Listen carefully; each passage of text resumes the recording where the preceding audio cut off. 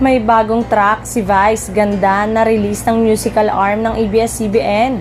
Bukod sa bagong awitin, si Vice ay nakatakdang mag-host ng Philippine version ng international hit comedy series na LOL, Last One Laughing. Si Vice Ganda ang magsisilbing host ng reality series na magsisimula sa July 4. Sa palabas na nasa ilalim ng Prime Video, excited na akong maging host ng LOL, Last One Laughing Philippines, bulalas ni Vice. Ang ating bansa ay may isang mayamang tradisyon ng komedya at napakaganda na magkaroon ng isang lugar upang ipakita ang ating mga mahuhusay na komedyante sa isang pandaigdigan. Dagdag pa nito, hindi na ako makapaghintay na ipakita sa madlang people kung hanggang saan ang mararating ng ating mga Pilipinong komedyante. Nangunguna si Vice Ganda sa listahan ng mga pinagkakatiwalaang personalidad ng Pilipinas.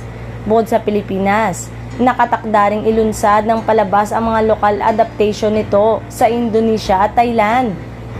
Ang Last One Laughing ay hango sa Japanese reality series na documental kung saan pinamumunuan ng host ang 10 komedyante sa anumang bagay na battle of laughter behind closed doors.